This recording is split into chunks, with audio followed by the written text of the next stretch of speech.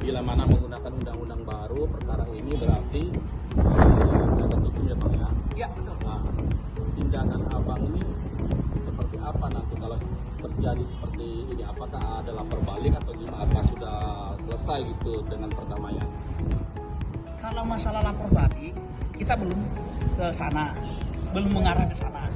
Tapi yang penting adalah hak hukum klien kami, Budi, yang jadi terdakwa sekarang, harus benar-benar diberikan. Karena itu bukan diminta, Pak. Mohon maaf. Jadi harus diberikan oleh negara, ya, melalui pengadilan ini. Makanya kami minta ke pengadilan, ketika udah kadaluarsa, dihentikan dong prosesnya. Kalau bisa, harapan kami juga ke jaksa, kalau udah tahu, karena ini kan disesuaikan dengan KUHP baru, ini udah masuk loh ke dalam tegang waktu, udah habis penuntutannya. Jadi jaksa cabut dakwaanmu dan bebaskan klien kami. Itu aja. Simpel. Izin Pak, berarti dalam arti ini kan Bapak bilang harusnya kasus ini segera kadaluarsa. Ya, benar. Tapi menurut Bapak ada nggak sih Pak indikasi dugaan ya dalam permainan jaksa dalam kasus ini Pak? Ya bisa kita duga ada ketidakprofesionalisme jaksa oknum yang menangani perkara ini. Dan kedua, klien kami dilakukan penahanan yang biasanya ya, kalau pencemaran nama ini kan ancamannya ringan. Di KUHP lama, di KUHP baru sama, cuma 9 bulan. Kenapa harus dipaksakan menahan? Ada apa ini? Ada intervensi dari luar, saya duga itu. Kami duga ada intervensi eksternal, ya, yang lebih kuat. Ada apa? Ya, jaksa harusnya memiliki kewenangan yang luar biasa loh. Yang luar biasa, nggak boleh diintervensi oleh siapapun. Tegakkan hukum dong. Kita bekerja sesuai aturan. Ya udah, ini undang-undang ini bukan hanya ditulis loh, bukan tertulis di pasal-pasal, tapi harus ditegakkan, gitu. Bang, dugaan sementara motifnya apa sih Bang antara Suhari sama Budi sampai terjadi kisruh seperti ini Bang? Kalau saya duga, ini bisa aja ada motif karena bisnis atau ada masalah pribadi ya. Karena kenapa? Si Suhari ini kan saya dengar info dia juga menjual bergerak di bidang usaha, kita nggak tahu jual apa, entah di bidang perikanan atau dia juga mensuplai apa. Tapi yang penting ini dibutuhkan juga oleh orang-orang di daerah Muara Angke juga, ya, produk dia. Tapi ini saya mencurigai atau menduga ada indikasi ya bisnis, ya kan? Biasanya kalau ada terjadi persaingan ini kan bisa aja ini ada apa ini. Makanya kan sebelum tanggal 14 ini tadi yang kronologis, itu ada sebelumnya itu dituduh klien kami ini melakukan perbuatan permufakatan jahat atau membantu si Alex untuk mendanai yang terjadi pembunuhan di anggotanya si Suhari. Jadi kan berasal dari sana, ini kan ada indikasi bisnisnya. Jadi makanya saya duga ini ada masalah bisnis ini. Ya gitu kira-kira. Nah, kalau Budi sendiri sebagai apa Bang? Usahanya, pekerjaannya? Usaha gitu? di perikanan. Nah, klien kami usaha di perikanan. Ya, kalau si Suhari ini kita belum tahu apa yang dia buka atau usahanya, kita nggak tahu. Nanti tinggal teman-teman kita media bisa tanya dia usahanya. Oke Bang, terima kasih Bang. Siap. Izin Pak, dengan siapa namanya Pak? Mau masuk.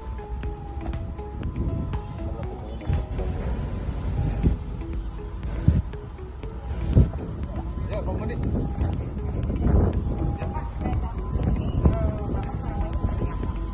Kalau kita sebagai kuasa terdakwa, kita menganut sistem hukum di Indonesia ini civil law, artinya hukum positif, ya. Kita berbicara hukum yang tertulis. Jadi harapan kita apabila dalam KUHP yang sudah berlaku per tanggal 2 Januari tahun 2026 ini, maka perkara ini sudah gugur kewenangan penuntutan. Jadi harapan kita juga perkara ini harus dihentikan proses hukum, ya.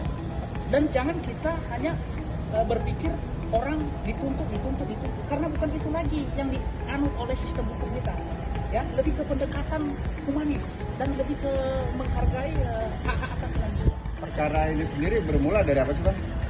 Kalau perkara ini bermula sebenarnya ini masalah pencemaran nama baik. Kalau saya lihat ini hanya perkara ya masalah ecek-ecek. Menurut saya ini ecek-ecek banget. Dan sebenarnya laporan ini lebih duluan terdakwa ini atau klien kami si Budi membuat laporan terhadap Suhari ini yang mengatakan yang dia laporkan di cyber yang ditangani sekarang. Laporan dia itu adalah pencemaran nama baik di media sosial melalui dan undang-undang pornografi. Dan perkara itu udah mau P21 dan tahap 2 nanti di tahun ini yang ditangani oleh cyber. Itu.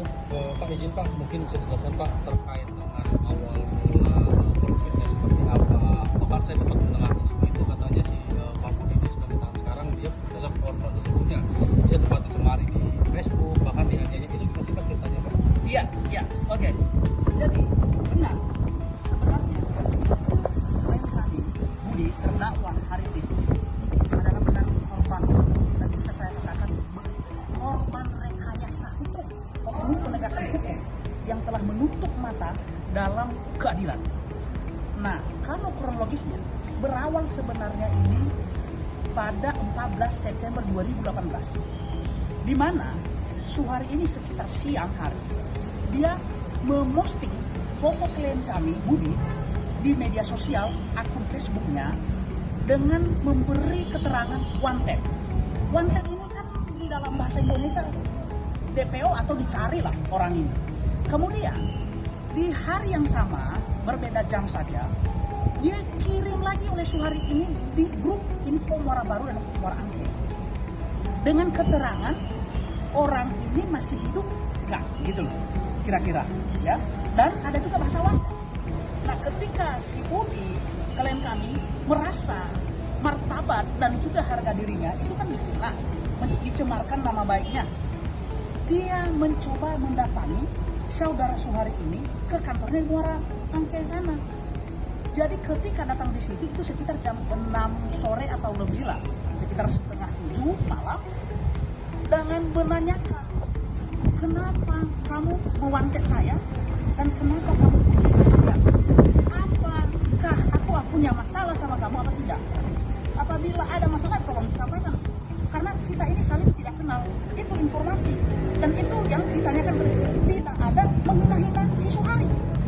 Nah, ketika dia ke sana mempertanyakan itu, Suhari ini turun bahkan meludahi langsung klien kami dan terjadilah di situ waktu itu dorong bahkan memukul, bahkan ada konfrontasi.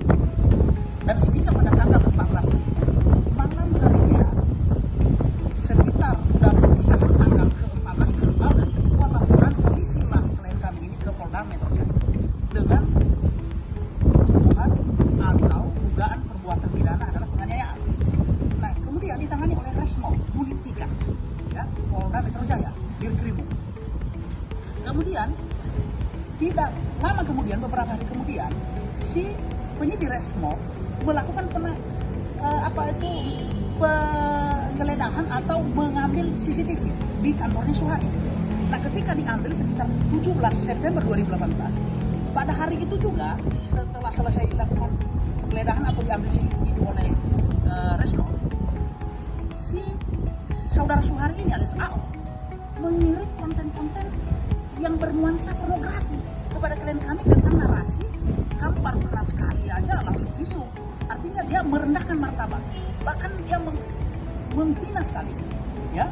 Nah, ketika kemudian itu di tanggal 18 klien kami si Budi membuat laporan polisi lagi tentang pencemaran nama baik melalui media sosial dan undang-undang pornografi.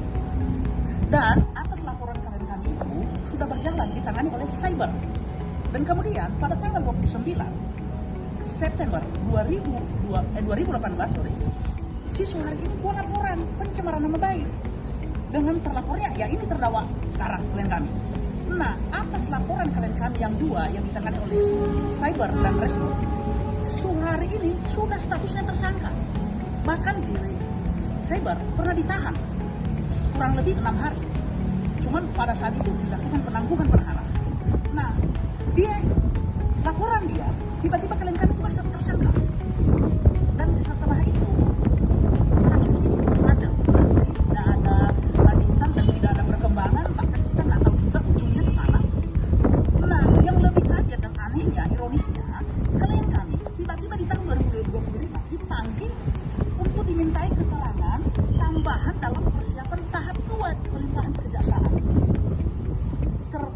kasus yang dilaporkan oleh Suhari. Ini kan ada kejanggalan hukum di sini. Ada yang memenggal hukum ini. Ini undang-undang, korbannya klien kami, tapi kok diperbagi? Itu dari mana logika hukumnya? Dia kan korban, ya. Nah, kita ke sana itu penegakan hukum, baik itu dari oknum kepolisian maupun juga jaksa. Harusnya jaksa lebih profesional. Dia harus melihat dengan rangkaian peristiwa ini, jangan hanya sepotong atau hanya mendengar sepihak, gitu loh. Laporan itu masih aktif dan kita dorong baik penyidik di Resmo maupun di cyber agar perkara ini dilanjutkan, ya. Jangan main-main, karena keadilan bukan permintaan, keadilan bukan dipermainkan, tapi keadilan adalah hak setiap orang yang dijamin oleh negara. Jadi ini mana sekarang? Jadi kami juga berharap, ya, kepada majelis hakim nanti yang menangani perkara ini.